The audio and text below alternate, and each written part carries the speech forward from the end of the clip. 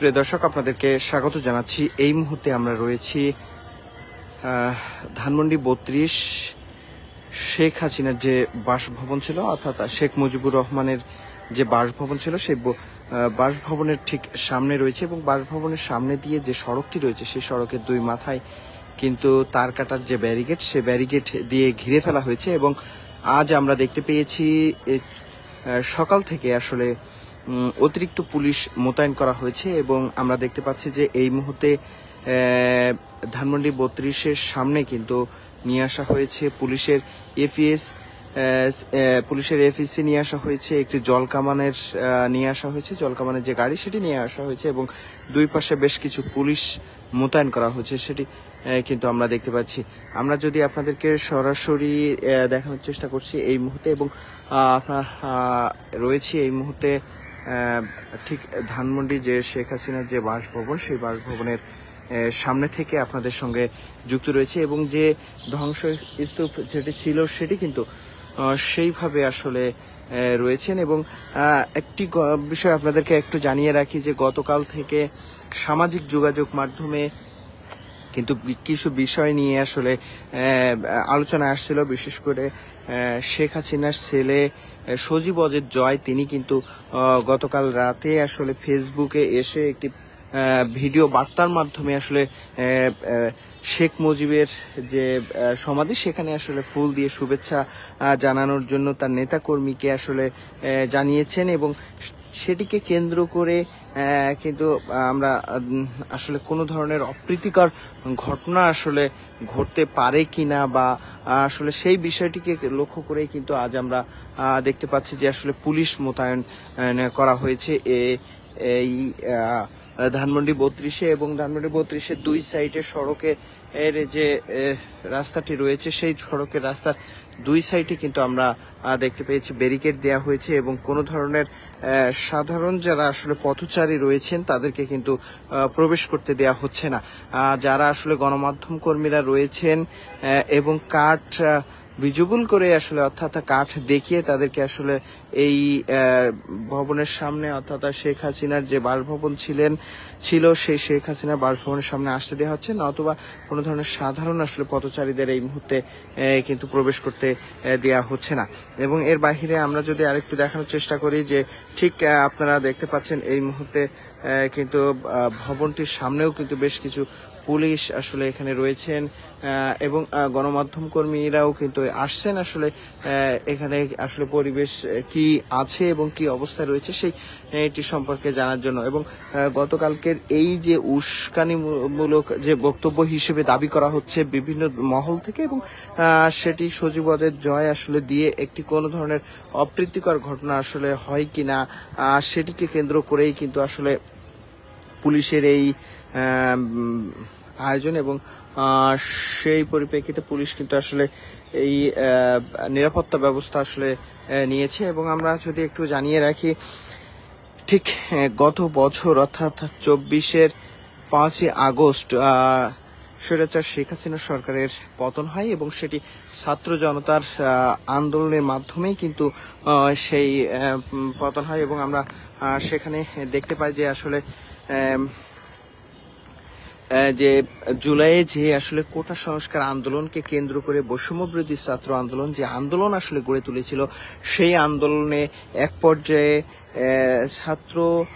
এবং সাধারণ মানুষের উপরে গুলি চালায় এবং তারই পরিপ্রেক্ষিতে পরবর্তীতে আসলে এক দফার কর্মসূচি ঘোষণা করা হয় 3 আগস্ট 2024 শহীদ মিনার থেকে, এবং যেটি নাহিদ ইসলাম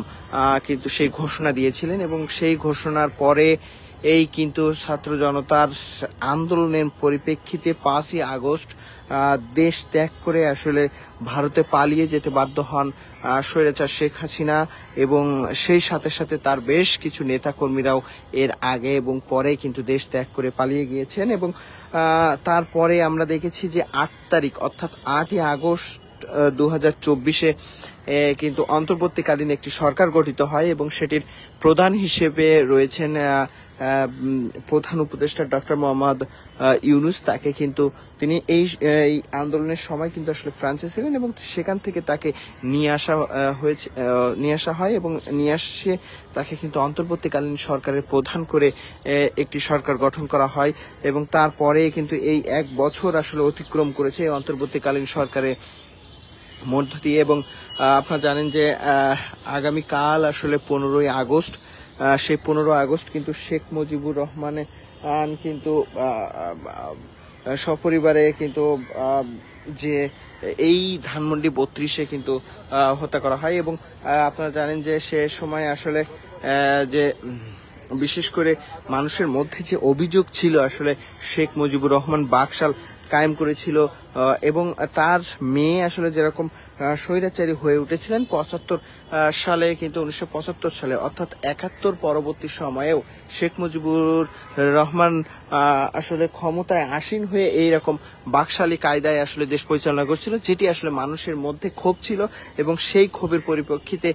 তাকে নাকি সপরিবারে সে সময় হত্যা করা হয় এবং সে সময় আসলে শেখ হাসিনা এবং শেখ রেহানা দেশের বাহিরে থাকার কারণে তারা বেঁচে যান। এবং তার পরবর্তী সময়ে কিন্তু আপনারা জানেন যে পালাক্রমে আসলে জিয়াউর রহমানের সময় আসলে আওয়ামী লীগকে আবার কিন্তু রাজনীতিতে নিয়ে আসা হয় এবং সে সময় শেখ হাসিনাকে রাজনীতি করার সুযোগ করে দেয়া হয় জিয়াউর রহমানের সময়। এবং এর পরবর্তীতে আসলে শেখ হাসিনা দেশে ফেরার কিছুদিন পরেই কিন্তু সেনা আর কিছু দুর্বৃত্ত সেনার মাধ্যমে এবং চট্টগ্রামে যে সার্কিট হাউসে জিয়াউর রহমানকে হত্যা করা হয় সেটাও কিন্তু আমরা দেখেছি এবং সেই ঘটনা প্রবাহ কিন্তু আপনাদের সবারই জানা। এবং সেই যে 32 নাম্বার শেখ মুজিবুর রহমানের যে বাড়ি ছিল সেই 32 নাম্বারে কিন্তু শেখ মুজিবুর রহমানের বিদায়ের পরে কিন্তু সেখানে আসলে শেখ রেহানা এবং শেখ হাসিনার যে বাসস্থান ছিল সেটি কিন্তু এখন কিন্তু ধ্বংসস্তূপ এবং যেটি গত বছর আসলে ছাত্র জনতা কিন্তু ভেঙে আসলে গুড়িয়ে দেয় এবং সেখানে তার যে বাসার যে আঙিনা ছিল সেই আঙিনা সহ সবকিছু আসলে ভেঙে ফেলা হয় এবং সেই ধ্বংসস্তূপ এখনো পর্যন্ত সেখানে এখনো রয়ে গিয়েছে। এবং এই ঘটনাকে কেন্দ্র করে জানেন আসলে গত বেশ 15 বছর ধরে আসলে 15ই আগস্টকে আসলে বিশালভাবে আসলে পালন করে আসা হয়ে আসছিল এবং সেটি গত বছর আসলে সরকার এটিকে কিন্তু বাতিল করে দেয় এবং 15 আগস্ট যে শোক দিবস হিসেবে গত 15 বছর পালন করা হয়েছিল সেটি কিন্তু অন্তর্বর্তীকালীন সরকার এসে সেটি বাতিল করে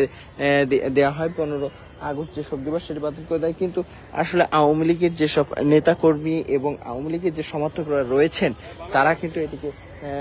এখনো আসলে শোক দিবস হিসেবেই পালন করতে চায় এবং তারই পরিপ্রেক্ষিতে গতকাল রাতে আসলে সজীবদের জয় একটি ফেসবুক লাইভের মাধ্যমে আসলে তিনি কিন্তু বাংলাদেশে যারা আসলে আওয়ামী লীগের নেতা কর্মীরা রয়েছেন এবং শেখ মুজিবুর রহমানের ভক্ত আসলে যারা রয়েছেন তাদেরকে তিনি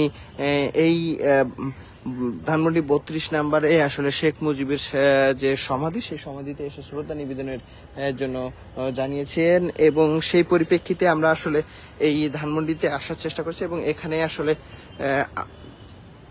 এই ঘটনাকে কেন্দ্র করে কিন্তু অতিরিক্ত পুলিশ মোতায়েন করা হয়েছে এবং এখানে আপনাদেরকে একটু জানিয়ে রাখি যে এই যে সমাধিস্থলটি যেটি কিন্তু ভেঙে ফেলা হয়েছে 32-এ এবং সেখানে আমরা যে সমাধিস্থল হিসেবে যেখানে দেখানো হতো এবং এখানে কিন্তু ফুল দিয়ে প্রতি বছর আসলে শ্রদ্ধা নিবেদন এবং মোমবাতি প্রজ্বলন কর্মসূচির মতন কার্যক্রমও কিন্তু আসলে আওয়ামী লীগের পক্ষ থেকে বিভিন্ন সময় আসলে করা হয়েছে, আমরা সেটি দেখেছি। কিন্তু এই গত বছর থেকে আসলে শেখ হাসিনার পতনের পরে কিন্তু আর সেটির কোনো লক্ষ্য দেখা যায় না এবং সেটি আসলে